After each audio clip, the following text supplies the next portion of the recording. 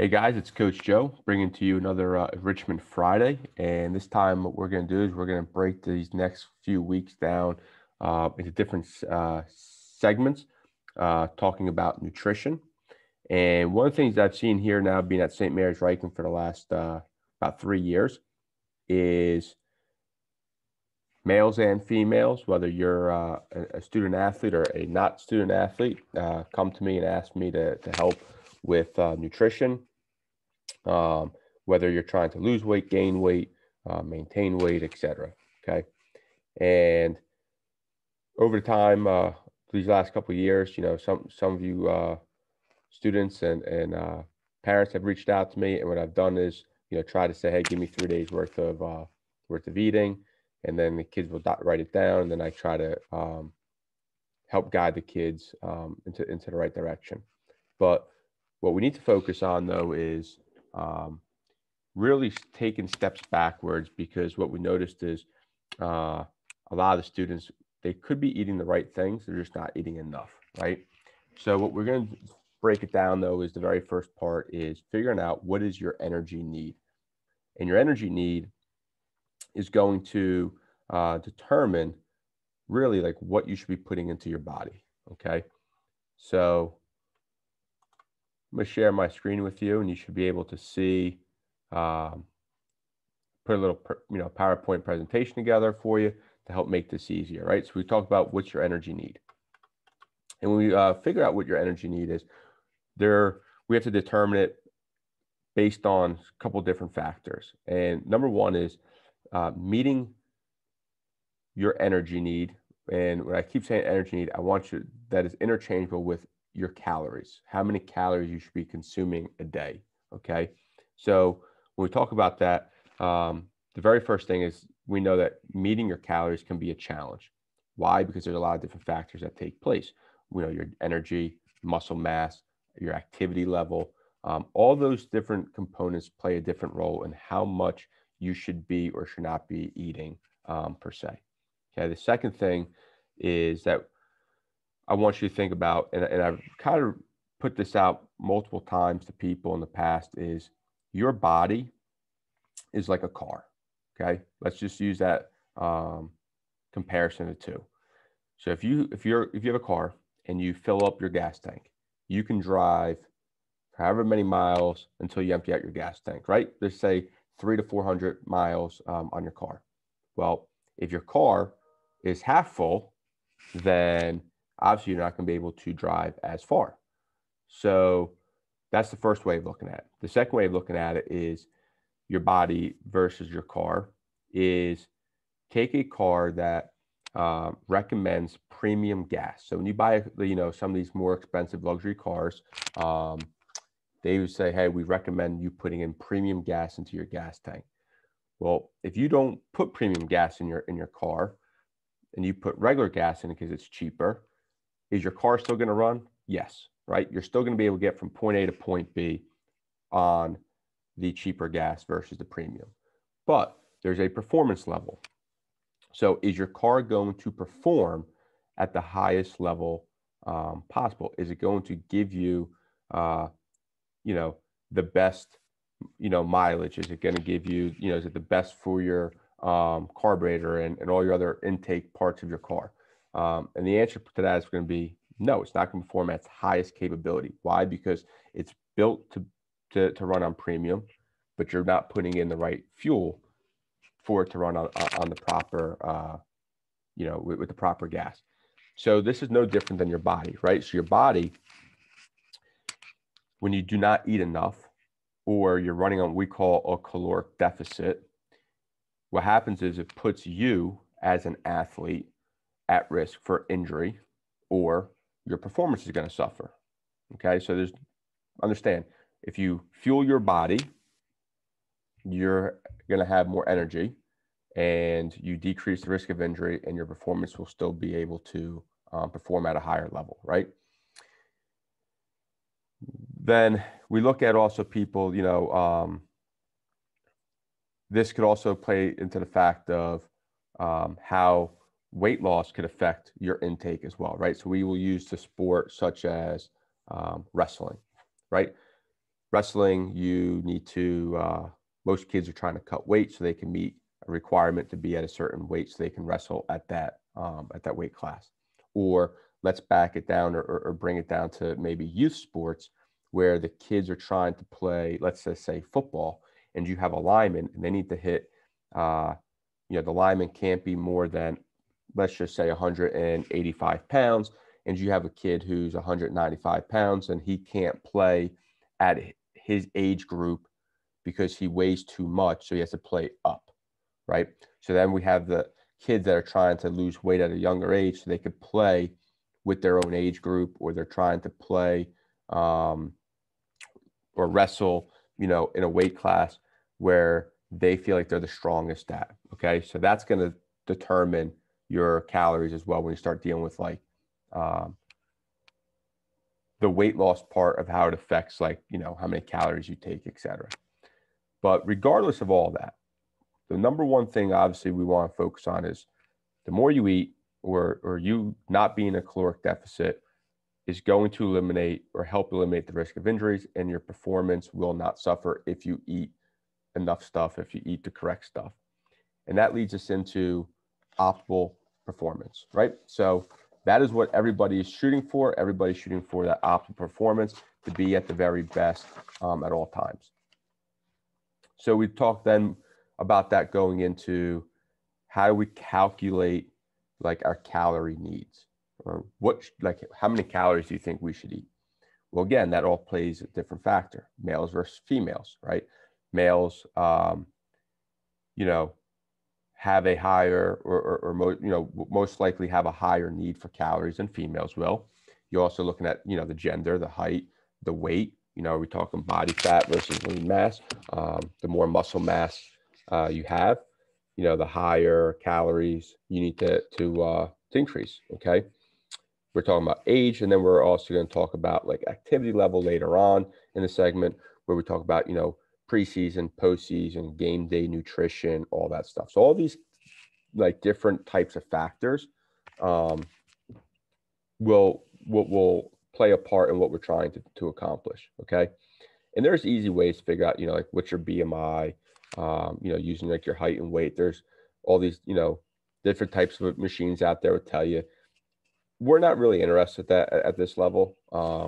I don't think you need to get into that. I think what we need to focus on more is just keeping things basic and simple. So what we do is, like, when we think about intake and expenditures, we want to keep it very simple. And a simple rule of thumb is this: if you are to take your body weight, and let's just say we're talking about a 200-pound person, okay? You have a 200-pound person who's trying to gain muscle. You take 200 pounds, 200 times the number 15, okay? And they should be consuming anywhere between 3,000 to, say, 3,500 calories per day. If you're looking for that same 200-pound person, they want to maintain that 200-pound level, you take that 200-pound number, the 200 times that by the number 12, and they should be consuming about 2,400 calories a day. And if they're looking to lose weight, then you would just take the 200-pound person, times that by the number 10, and they should be eating about 2,000 calories a day. So that's just a simple rule of thumb. And if you really sit there and break it down, most likely it's because you're not eating throughout the course of the day, and our kids are only eating maybe twice a day, etc. What we're going to do is we're going to look into the next reasoning of why we talk about the calories and not so much how many grams of protein, fats, and carbs kids should be eating. Okay. So when you think of calories, we look at what we call the component of calorie expenditure. Okay. So if you look at this graph here, 70% of us expending out our calories is our resting metabolic rate. Okay. Or also known as the basal metabolic rate. And what is, RMR? It accounts for the largest component of energy expenditures. It accounts for anywhere between 60 to, say, 75%-ish of your resting metabolic rate. It depends obviously on like your lean muscle mass, your overall weight, your age, your gender, and all that stuff. So that's how many calories like we'll be burning just by resting, right, throughout the course of the day. And then we move up to the next part, which is like the thermic effect of food, okay? And the thermic effect of food is basically, to sum this up, is it's when we eat, we have to digest our food. We digest it, we absorb it, we process our food, right? That is known as the thermic effect of feeding, or also known as TEF. And that could vary slightly, but it basically counts between 10 to 15% of our total energy expended, okay? So when you think of that is when we eat, we require energy, right, to digest our food.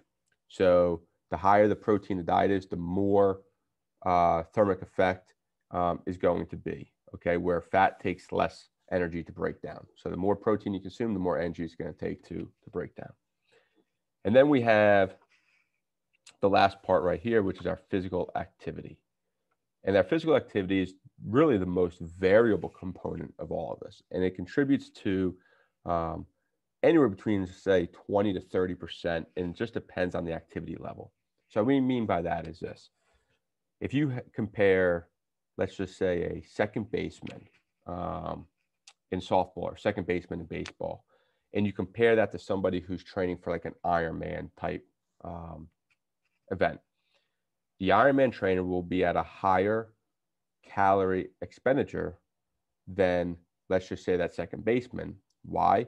Because the second baseman, even though they're playing the game, even though they're active, they are standing around more. They are not as, the intensity level isn't as high as somebody who's trained for that Ironman, who's going to be keep it going and going and going and going. Okay, so we're not saying that, like, just understand that, like, playing certain sports or certain activities requires different energies. So last but not least, we move on, right, to like, how do we try to meet our needs? Well, one of the very first things we should be focusing on is calculate how many calories you should be consuming for that day. Then what you want to do is we want to break that up into different sections. For example, if you are one of our students that come in and you like to work out at 7 o'clock in the morning, well, then obviously before 7 o'clock, you're going to want to eat breakfast before you get here, something for breakfast. Then you're going to train. And then after you train, you're going to want to put something back into your system. So that might be like a snack, or you might actually have a snack first, then train, then eat breakfast. And then you have to have lunch, then you have to have dinner. Or you might be training later on in the day, so you might have breakfast, you might have your lunch. But regardless of how you break it up, you need to pack snacks. And you need to eat throughout the course of the day. So we're not going to sit here and hang our hat on, you must eat 6 meals a day, you must eat 7 meals a day, or only eat 3. No, eat throughout the course of your day to keep yourself fueled, to keep yourself going. And out of those snacks, what we're going to do is later on, we're going to talk about what are smart snacks. But you want to, eat your snacks, before you train, after you train, throughout the course of the day. And then if one of the things is, you could pack like dense energy foods, but let's just say you're like, man, I'm almost there, but I'm a little short on calories. Drink milk with your meals. Milk is one of the easiest ways to increase your calories out there, okay? So we're going to end this segment on how I would break up our plate. So if this was our plate, this nice round circle here, you divide it into 3.